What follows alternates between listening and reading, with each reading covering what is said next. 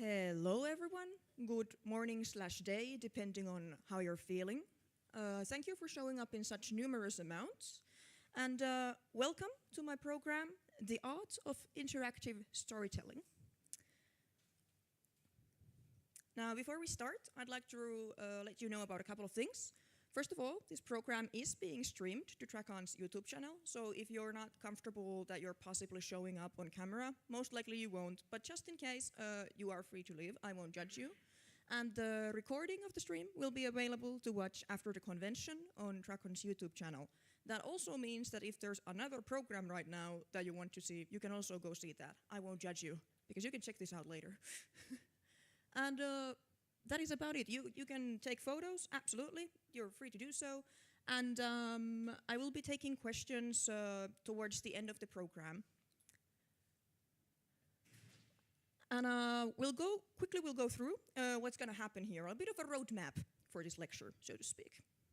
So we're at the beginning. We have already set our journey to continue. And I'm going to do a bit of introductions next. I'm going to introduce myself a little bit so you know why I'm here talking about this subject.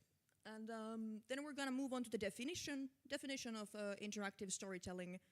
And from there, we'll move on to the actual stuff. We'll discuss interactive storytelling on different platforms, what different platforms offer you as resources for interactive storytelling, what are the limitations. And we'll go through a couple of different examples. And towards the end, we'll discuss what generally can make an interactive story good or bad. And after that, we'll go through some conclusions, and then there's some optional goals for you after the convention. You can leave me some feedback and have a convention hangover if you feel like it. Now to move on. A little bit about myself. So I'm Zeze by my nickname, and I'm a cosplayer by my background. I'm a story-driven video games fan, love those. I would describe myself as D&D curious. What that means is that I have followed some D&D session streams. I've read some of the basic rules. I've dabbled in creating my own character. I have entertained the idea of joining a session or becoming a dungeon master, but do I actually have any experience? No, but I am very curious and interested in the topic. I do have some background in role-playing in text form. That means I've created stories together with my friends and people online through different texts. And I have a fresh master's degree on Finnish and world literature. The world literature is the part that especially allows me to look at stories and analyze them. And that's technically kind of a lie. I think I'm getting my actual papers for the degree like the day after tomorrow, but close enough. But yeah, anyway, that's about me. So this is kind of a disclaimer. I kind of know what I'm talking about, but also I am not an expert on any of the specific fields, for example, in D&D. But I do know things nonetheless. Now, what the heck does interactive storytelling actually mean? It is not as simple as it necessarily sounds. I don't know if it sounds simple. It is also known as emergent narrative. Walsh and Connor use this in their texts, and it's also known as improvisational narrative. It depends on the context, depends on the paper you're reading, but basically they all mean the same thing. They all fall under the interactive storytelling umbrella. Raffaele describes interactive storytelling as a very undefined concept, which is evident from the fact that we have like a bazillion names for it, because we're not exactly sure what we actually think belongs in the field of interactive storytelling and what does not. Roughly, we can describe interactive storytelling as a co-created story changing in real time in response to actions taken. This means that the story is not set in stone. It might have some moments that are set in stone, but nonetheless there are people involved in this process that get to change the story, and it is not created by a single person. Boston and Marsh describe that the genre has no author and audience. They would rather refer to drama manager and agents. Drama manager would refer to an author, so to speak. Drama manager is the one who usually conducts the story, makes sure that it progresses nicely and guides the others, while agents are people that get to participate in the story and co-create it through their actions and reactions that they decide to take in it. I closed the thing instead of clicking forward. There we go. There we go. Connor also uses the term player agency in his text that analyzes D&D sessions and the interactive storytelling in those. And player agency describes how much the player can affect the narrative. From here, I have simply taken the word agency to describe this ability to affect and change the story on any media, not just a tabletop role-playing session or a video game, for example, where you would have players, because not always are the agents in these stories actually players. They can be something else as well, and that is why I refer to them as agents. Most studied forms of interactive storytelling are tabletop RPGs, especially Dungeons and Dragons, and video games as a very popular form of media. And now we shall move on to inspecting interactive storytelling on different kind of platforms. First up, I'd like to talk about LARPing a bit, which could be described as a full-body immersive and interactive experience, because you're not just there in your head, you're there physically. That is a huge part of it, so you get to interact with your whole body physically, which makes this a very unique platform for interactive storytelling. LARPs may or may not have game masters or storytellers who stay out of character. And in character, you're constantly shaping your environment and your character's story. So that is the difference to, for example, a tabletop role-playing session where sometimes you're out of character. You get to ask the dungeon master some questions, etc. But here, most of the time, you would be in character all the time. So you're constantly making micro decisions and taking micro actions that change the narrative around you, depending on how the people react to you and how you react to others. On the other hand, live role plays are limited by the real life scale. It's like, because you are there in person, you are your character. So while in other forms you could describe that you turn into a bird with a sick backflip, unless you do a sick backflip in real life, it's not as convincing. If you can do that, shout out. But imagination is the limit, but technically it is harder for others to join in the sort of narrative that you want to create because they cannot see it physically while all the other story is there physically. And especially in larger groups, it may be harder for people to have a say in the story, have an actual impact, because there's a lot of people and everyone is constantly in character. And live role plays also have very strict time and location limitations, and the costs can rank up pretty high because of the real life scale, but you can also use pool noodles if you want to. So they don't have to get high, but that's just a side note. So on the other hand, the absolute strength of LARPing is the physical full body interactivity, which is phenomenal, and no other platform really offers you that. Then we have tabletop RPGs, such as Dungeons and Dragons. It's generally considered the platform affording the most agency to the agents, aka the players, on this media. Basically, every other form of interactive storytelling media wishes they could do as much in the field of choices and actions as tabletop RPGs afford the players to get. Tabletop RPGs like D&D depend on real-time interactions. The rules are mostly for combat, and you can be very lenient on them. It depends on the present moment, and which means that it's kind of the same time as real-time interactions that people have, but it's also that some aspects of the story cannot be planned in the past. They are constantly created in the present moment. And the story can be changed to meet the wants and the needs of the participants whenever. So you can always ask them like, hey, how was this? And all that. And it's basically, especially if you're doing like homebrew session, The sky is the limit. Like, you can do anything. You can decide that actually I'm basically gonna take this rule set, but I'm gonna ignore most of it. So really, you can do anything in tabletop RPGs. And on the other hand, the agency and the immersion rely heavily on the dungeon master. The dungeon master ultimately is the one that gets to decide whether you get to impact the story the way you want to. On the other hand, the dungeon master does give some of this authority away, usually to some dice sets, so a luck plays the part, but even then the dungeon master is the one that gets to decide if you get to roll the dice for the action you want to do. So it's really dependent on one person, even though the people are creating the story together.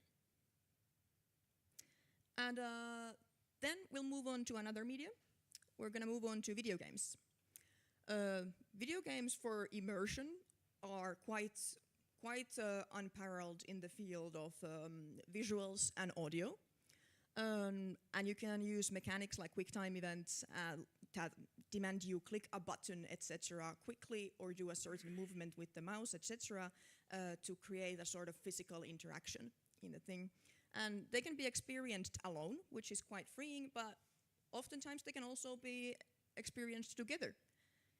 However, they rely entirely on past. That means that everything must be coded in beforehand. If you get to make choices, what those choices are and what they mean, you have to put it in beforehand. And that is quite a bit of work. It is a ridiculous amount of work. And that is why we don't have that many games that really feel as interactive as tabletop RPGs would or live-action roleplays would. And commonly, the interaction in video games is shown as having to choose an ending. Actions you take change the end of the game. That is the most common way the story changes in video games when it comes to interactive stories.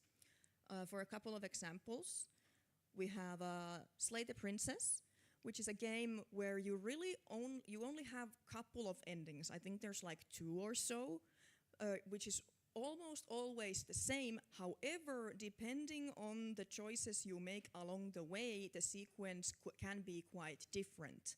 There is quite a heavy amount of routes you can take here, but it only has a couple of endings. Then we have Baldur's Gate 3, which is considered largely the most interactive video game to date. It has roughly, 17,000 routes you can take towards the endings of the game. And even though there are only 4 main endings, I believe, you have so many routes, the stories can be so different. And that's why people love it, I assume. I have yet to play it, I wish I could. But yeah, there's been a huge amount of work put into this game because in the past they've decided you can do all this. And part of the interaction and the interactivity that makes the game feel so interactive is that they quite literally brought in some tabletop RPG elements. You have the dice rolls in the game, which adds a sense of like it's not up to you, it's not up to the game, even though it technically is, but it's up to the dice, even though it's digital and coded in, but it's not coded in what number it rolls every time. So this is quite phenomenal in the field of interactive storytelling in video games. A more typical example of an interactive game would be something like Deltarune or Undertale, where the game changes as you go, but there's only like a couple of actual solid different routes you can take. This is what we assume for Deltarune anyway, it's not finished, but that's the vibes we're getting. We have the nice route and then we have the not nice route. And then the most common example of interactivity in games, this does not even fall under the interactive storytelling genre, because usually you get to have dialogue options in games, and that is a way the video games like to give you some chance to interact with the story, even though you don't really change anything in it. So thusly, it is not interactive storytelling. You cannot change the story, but you get to hear a bit of different dialogue in it if you feel like it. Then we have more curious platforms, such as social media. Why are you blinking? Here I've brought you,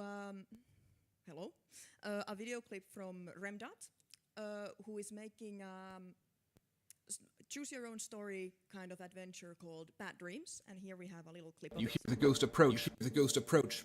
She doesn't bang. Instead, she just stands there. I'm sorry like for she's the audio waiting. issues and all that. Inside the bathroom, there's something strange. But you ignore it because you still need to pee. Once you finish peeing, you'll have to make a decision. Will you rush out of the room where she is currently waiting? Or will you look around the bathroom? So this is how the system functions. It has similar ways of immersion as video games. You can have quite stunning visuals and you can have very good audio systems. And it operates in sort of turns, where the creator of the series, the drama manager, as you would have it, will create an episode like this that ends up on a question. And the question She doesn't bang. Instead, is she what just will the stands there others do. like she's And you will waiting. get a couple of choices. Inside the bathroom, there's and something then based on strange. which option But you ignore got the it most because you still need to comments, the pee. creator Once will you create finish the next peeing, segment you'll of have the to make a story. decision. So, Will you the rush out of the room time aspect where here she quite is curious. currently It's waiting? not- Or By definition, interactive stories change in real time, but this one takes little pauses. But in a sense, it is still rooted in real time, that people comment on it on real time, and you get to follow that and make a follow-up. The agency here, so the capacity people get to interact with it, is limited by the options given. With many participants, this is necessary. If you have many people commenting there, you have 500 comments. How are you going to figure out what the people actually wanted to do unless you have a poll system? But this is not how the system works, so the agency is limited to a couple of options that the author has decided to give them. Unfortunately, another video slide. I hope the rest won't blink. So this is the follow-up for the said video. you walk to the sink and wash your hands like a gentleman.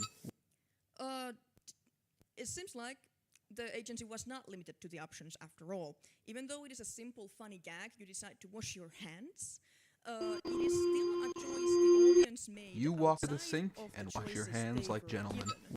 And it's very interesting because in here the drama master chooses to expand their agency temporarily and includes the unplanned event into the story. Granted, it's not big, but it's funny, and they did it anyway.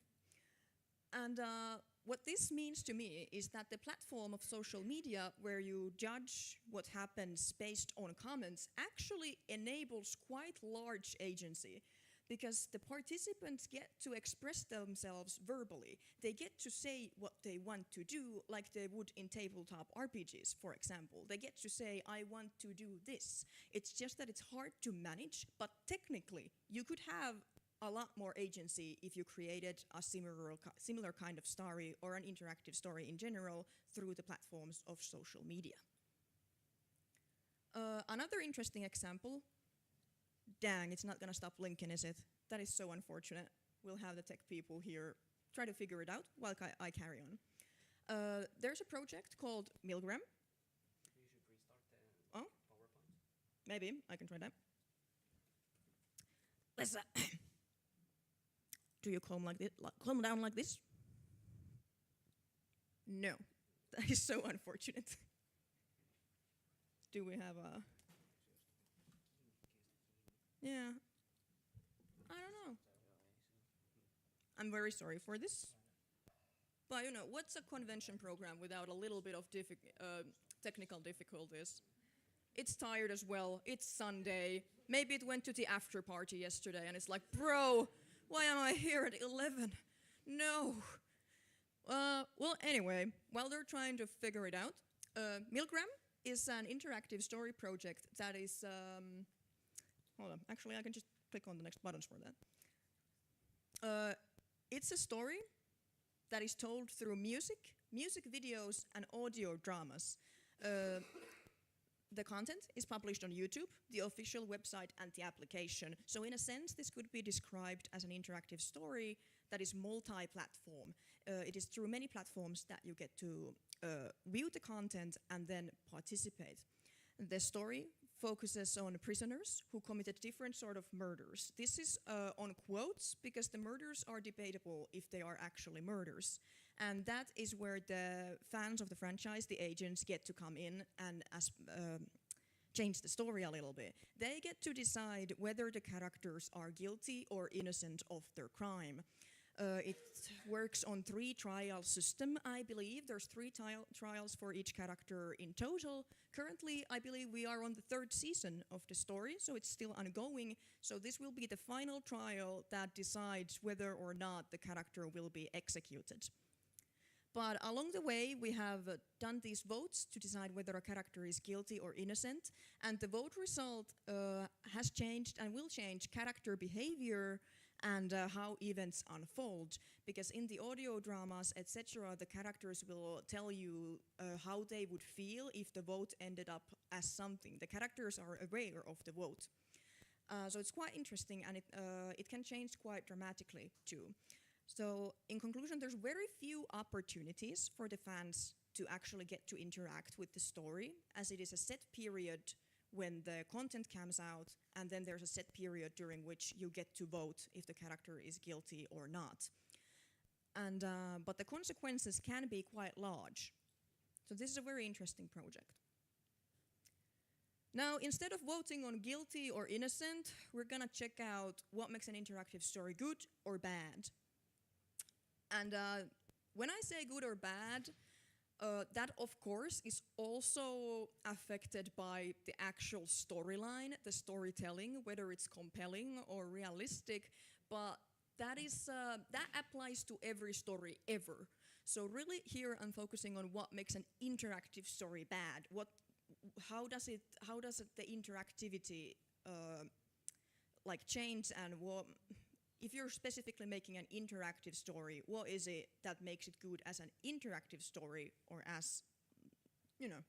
So I'm not judging the storytelling here, actually. I'm judging like based on it being an interactive story.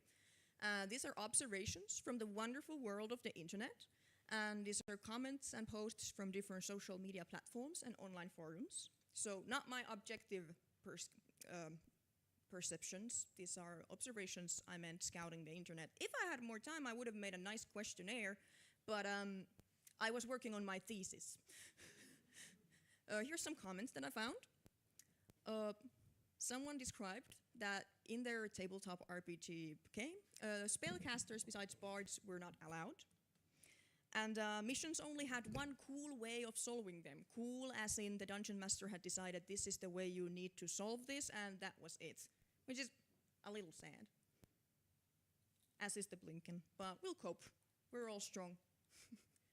Then there's comments about a video game called The Dying Light 2, which promised to have choices that will severely impact the game, but that didn't really happen, so there was not enough effort put into the coding, not enough agency was coded in beforehand. This one's a long one, but in the gist of it, this was a live role-playing session. Basically, all that would happen was based on the NPCs and their actions, and that were played by the storyteller, so the dungeon master, the drama master here. And really the other players were just sort of like side characters. They would just do something minor with each other. All the story was actually sort of brought forward by the NPCs played by the single person. And then there's generally like a dozen articles asking for choices matter games, where the choices actually matter, and there's a lot of permutations. So what is wrong here in these things? There is no room for experimenting. It is very sad. Actions have no consequences or very little consequences, or the drama master controls everything. Don't do this. This is sad if you want to do an interactive story. It will not be interactive most of the time, or it will be very low on the interactivity scale, and it's just not gonna be enjoyable. Now, for a good one, what you need to have is impactful agency. That is the key to this whole thing, because it's all about being interactive, and that is what agency describes. Is the story actually really interactive if the interactive elements don't do anything? Like, if it's like the illusion of choice. Yes, I choose no, but it all leads in the same place. We've all seen the meme picture. The roads, separate roads, all lead to one place. And that is not what you want to do for an interactive story, because it's not actually interactive that way. A rough storyline for an interactive story is usually a must, otherwise it will be incoherent. However, you cannot plan too far ahead, and you have to leave space for the agents to make decisions and take actions. It's like some things you can predict beforehand. You can already plan that, okay, these are sort of the you can plan like a handful of, I think they could do this kind of thing with this might be a way they solve it, and you can kind of try to predict what might happen and plan a little bit ahead that way, but you can never predict anything. People can be, like everything, people can be so creative in ways of interactivity that they could come up with the weirdest things, and then you'll just have to make the decisions on the flow, and that is how interactive games generally work, unless you're making a video game. In video game, this would mean coding a lot, which I know is a pain, but that is what you have to do if you want to make a good interactive video game. The more agency you have for your agents, the better. Whoa. And it's best if you have the decisions not only matter towards the end of the story, but on the way as well. Interactive elements of the story feel much more fulfilling if they change the environment around the characters, how the non-playable characters in the area behave, how different events unfold. Do they unfold at all if certain actions are taken or are not taken?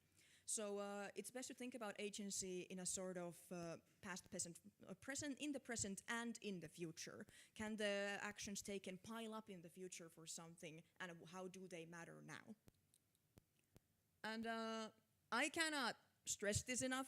Impactful agency, very good. It's quite literally the backbone of the whole genre of interactive storytelling. For interactivity, you need to have agency. In addition, what I consider quite important in getting that agency is knowing your agents. This means knowing your audience specifically. Because interactive stories by nature are co-created. You are not the only person who is responsible for this story. Others are going to be driving it forward too. So the better you know these people that you're creating the story with, the better. Because the goal is to create a customized experience. So it's better to know like what kind of customizations your agents would like to do. What kind of story are you telling? Who are you telling it to? And you can, in tabletop RPGs, there's usually a practice of session 0 where you specifically go through this stuff. What do you want from this story? And that is really important as a thought to me, and I think it could be utilized more. You can do a little bit of scouting online with your friends, whoever you want to tell the story to. You can ask like, what are you looking forward to in a story? What kind of interactive story do you want? What kind of choices do you want to make? And then those can be incorporated to the story. Now, Schalliger, I believe, has separated player agency and playing styles into sort of 3 dimensions. These are not exclusive and overlap with each other, but they generally can be described as a sort of like a weighing points of your story. You can decide, oh, I'm going more this way. First of them is the gamist, where the focus is on solving puzzles and overcoming challenges. This could mean many kind of puzzles. In D&D, this could be different kind of combats and all kinds of dungeons, whatever you come up with, but something that requires sort of like logical thinking and like using those gray brain cells you have in there to solve what is happening next. So if your people really want to like use their brain like that, it might be good to consider a sort of gamist approach. The slide is gone, but don't worry, it's just more text on the book you just saw. And it's back. Still blinking, but it's back. The second dimension that they have recognized is the dramatist, where the focus is on the dramatic and satisfying storyline. What I mean by that is that it would be so cool if something happened. Goes before anything. If the rules say that, hey, you cannot do that, you say screw it, because it would be really fucking cool if it happened. I'm sorry for using a strong language there. But, you can do this in practical, like you have a boss in there, example in tabletop RPG. You're like, my boss still has like 1,000 or like 100 HP left, but my player just did a really fucking cool move. I'm sorry again. well, like does a really neat attack, like it's really dramatic and epic. You're like, it's gonna die to this one. Actually, I don't care what number you got because it's satisfying and it progresses the story in a meaningful way. So this is a sort of like a more elaborate kind of way where you ignore the rules a bit more, ignore the reality a little bit more, if it makes sense for the story and it's cool.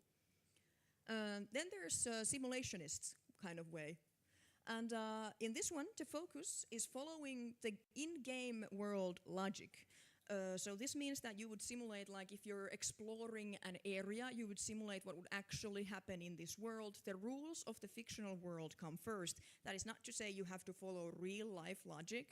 For example, if you have like flying creatures in the world, you can follow that kind of logic. Would this flying creature do stuff? How would this flying creature actually, what this kind of damage would do to it, for example? And it's best for kind of like exploration and world building. It's really good for the environment. This kind of way, if your agents are interested in exploring a world and seeing what happens in it, this is a really good way to do it. That being said, all of these elements can be and most likely will be and should be present in an interactive story, but you can put more stress on whatever your agents feel like they would want. And this is why it's important to know your agents, and it can really help you build a cohesive interactive story that feels meaningful and satisfying to your agents specifically. So, in conclusion, what we have gone through today here is that an interactive story is a story co-created by people that changes in response to actions taken in real time. And different platforms offer different tools and different limitations for interactive storytelling. There is no one way to create a good interactive story. As we saw, there were many different stresses you could put on your story if you want to do more of a game story, more of a world building style. There's many ways to do a successful story, but the key is having as much agency as possible and knowing your agents to give them the kind of agency that they would like to have. Now, here are my sources used and my image sources, which are plentiful. Graphic design is my passion. And I am now open to questions if any of you have them, or just generally any comments. Over there? Yeah, I can bring you a mic so we can all hear it in the room and on the stream as well. Yeah, I think I was thinking quite a few times now playing D&D, it's strange that you have like the game master and then the players and then everyone is basically making up a story, but if you imagine a situation where there's 5 people in a room and they're just sat around a table saying ideas, that doesn't feel like the same thing. And I wonder if, I don't know if there's something about it has to have rules to make it more entertaining, that if you take the dice away, it's not quite the same thing. Yeah, it is not. And I think the dice as a function in D&D is excellent, because there have to be some limitations. Like, even though the ultimate freedom is kind of what we want to do, but if you end up having too much freedom, people don't know what to do. It's hard to make choices, and it can make the actual storyline very combobulated and weird and not satisfying at all. So I think some limitations are absolutely necessary, and I don't see the limitations always as bad thing. These are just like observations on how the different platforms limit you and how the rules limit you, and that they can be broken if you feel like it. They don't have to be absolute, but that was a very good point. Thank you. Yeah, so just raise your hand if you have anything to say, and the mic will be brought to you. My question is mostly in the context of video games and video game adjacent media, but I want to hear your opinion on, do you think that in interactive storytelling, do you think that agency in itself is valuable? And why do you think that someone, when developing a game, would choose to limit agency? For example, in the Witcher video game series, the second game in the series has a lot of player agency, more than most similar type of RPGs out there. But in the third game, the developers chose to limit player agency to make the story more, to make them have more control, basically, over the narrative, over having the players have so much power to choose. Why do you think that is? Yeah. So, hold on, I'm thinking about it. Is agency in itself valuable? I would say no, in a sense. Like, if the agency, or like, really, in context of video games, it depends on the person. Because if I'm talking about interactive storytelling specifically, and if you're looking for an interactive story experience, the agency is only meaningful if it impacts the story. If you have other kind of agency, it's not really relevant to it in a sense. So it can be valuable in itself, but not always, kind of, is what I'm trying to say. And as for why game developers would choose to limit player agency, I guess it really depends on what the creators want to tell with the game. It's like, to create an interactive game, you must want to have interactivity. If your main focus is telling a solid storyline with a certain theme, it might be good to limit the player agency to like a couple of options or to none at all, which is very common as well. But when creating interactive stories, an interactive video game story, you kind of have to want to tell interactive stories. There's multiple stories inside of truly interactive video game, in a sense. So it's like, it really depends on what the creator wants to bring forward with the story. If the focus is to deliver a nice, neat story with a message, then it might be good to limit the agency. But you can also deliver multiple messages and with some interactive stories, but you just have to put a lot of effort into it. And it's hard to do in video games because you have to do so much beforehand, and you still miss stuff that people would have liked to have done. I hope I answered your question. I got a little. Thank you very much. Over here. So I have a question about categorization, I suppose.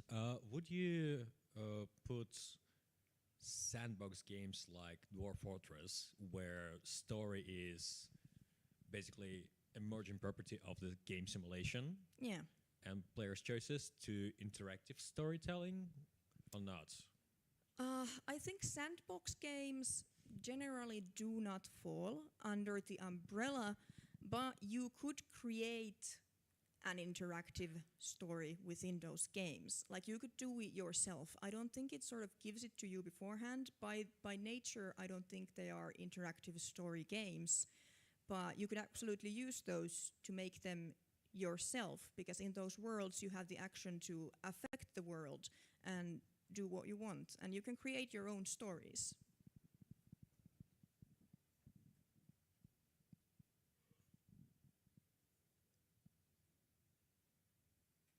What time is it even? Hold on, let me check. 38? Okay, we're nicely in schedule. There's still like 7 minutes if someone wants to say something. If not, I won't force you. I'm very proud of you for all coming here, by the way. It's Sunday. It's rough on me too. I look at the message I got, like, hey, your program is on Saturday, and I'm like, thank you. No, Sunday. Well, yeah. If no one else has any questions or comments, I will simply thank you for coming to my program. This was my first ever solo program. As a program person, I debuted on Friday with my friend. So, yeah, thank you for coming, especially in such large numbers. Wow. And by scanning this QR code, you can maybe give me feedback. Kompassi has been having some struggles lately, but if you would like to give me feedback, which I will appreciate the positives, the negatives. It's not a must, but if you'd like to, Follow the Dragon social medias. They will post a link after the convention where you can share your feedback on any programs you might have seen, because the link has not worked for anyone, I believe, for the whole weekend. But it's here, basically, anyway. But I thank you very much for coming, and have a lovely rest of the convention.